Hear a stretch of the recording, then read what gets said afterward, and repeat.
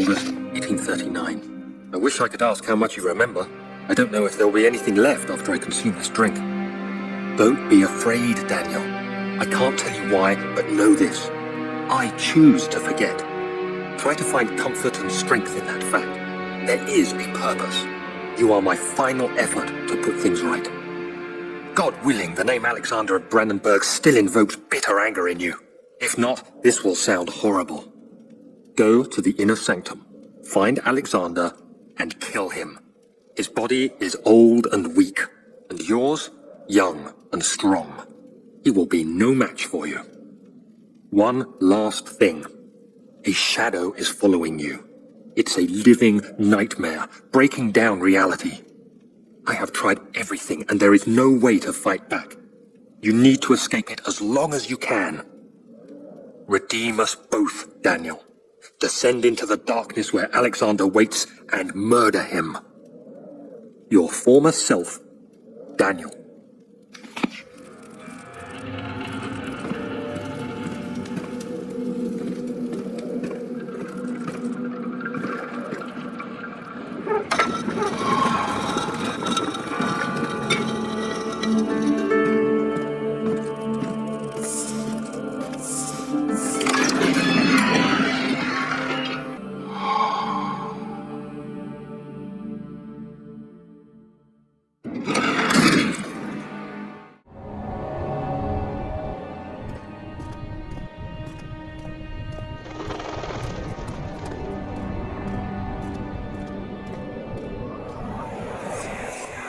Alexander, is it inside the castle?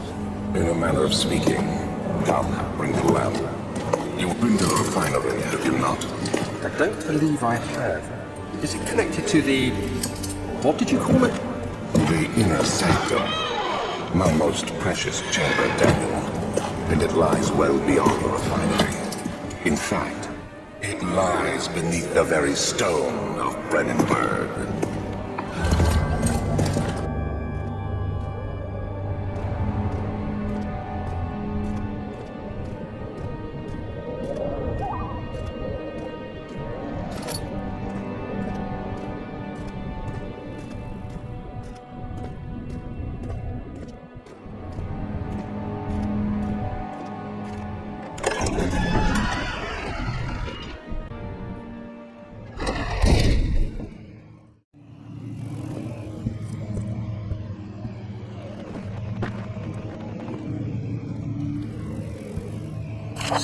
May 1839. The unflinching African sun has continued to plague our expedition, making it impossible to dig until dusk. How Professor Herbert managed to find the location in these vast plains of nothingness remains a mystery to me. When I asked him about the tomb again, he told me about the legend of Tin Hanan, the mother of us all. An interesting story in its own right, but I can't help feeling there's more. Later that evening, we uncovered a passage beneath the dunes leading to a sand-covered stone structure. The professor was confident it was the tomb we sought and ordered the others to clear the way late into the dark, cold night. Tomorrow, I shall lead the men into the ancient structure, hoping to reach the burial chamber. No matter what the professor is keeping from me, the dig should yield something interesting to take back to London and the British Museum.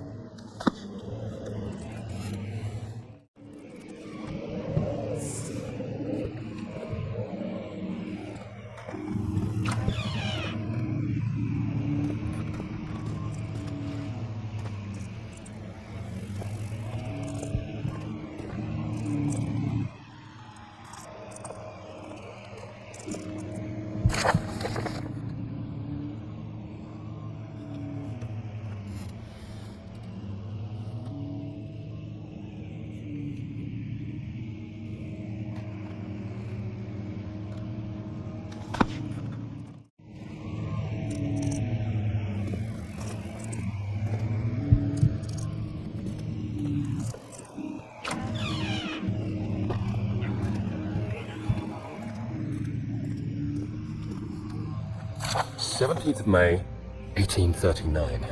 My hands tremble as I write. I feel a need to document my tribulation, for I fear that my memory will fail me if I linger. Today, I took some men and ventured into the dark, ancient passage we uncovered. Our torches burned faintly in the murky air as we slowly made our way underground. The men were superstitious and fearful. They argued loudly, and I felt their strange language getting to me. I mustered my strength and yelled at them to continue down the slopes and broken steps. The crudely carved passage confused me. It looked much older than the 4th century structure we had expected. The twisting path emerged into a great antechamber. The walls were lined with statues unlike any I'd ever seen. Despite their unearthly quality, I felt a strange familiarity toward them, which haunts me still.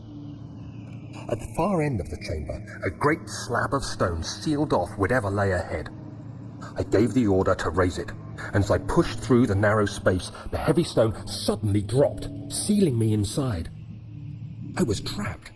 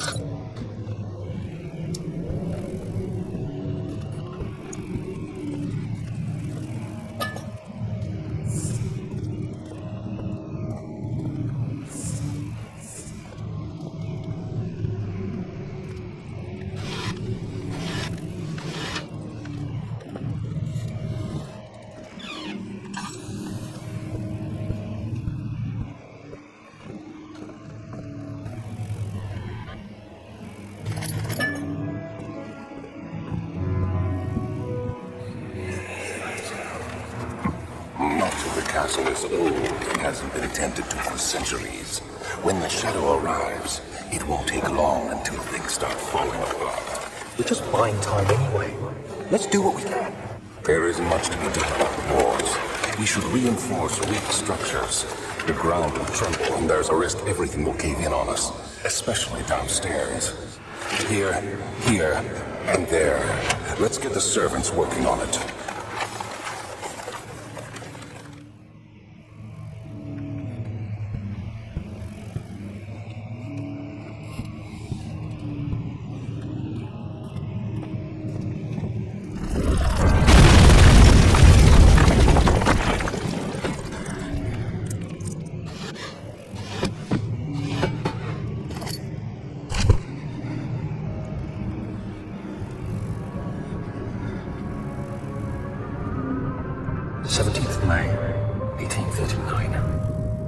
After pounding the unforgiving stone wall for what seemed like an eternity, I realized it was hopeless. I was trapped. I fell to the ground, gasping for air, trying to focus. That's when I saw a faint blue shimmer. My weakened body was heavy to carry, but I managed to push myself toward the enchanting light. It was waiting for me. Enclosed in dark nothingness, I felt myself drawn to the mystic light. I reached out, closing it in my hands. The faint glow escaped my fingers and began to spark brightly and spirit me away, unlocking alien memories of spiraling towers, endless deserts, and impossible geometry. The next thing I can remember is the grating sound of stone being lifted, the voices of the Arabs pulling me to safety, and grasped firmly in my hands was the broken pieces of a most peculiar relic.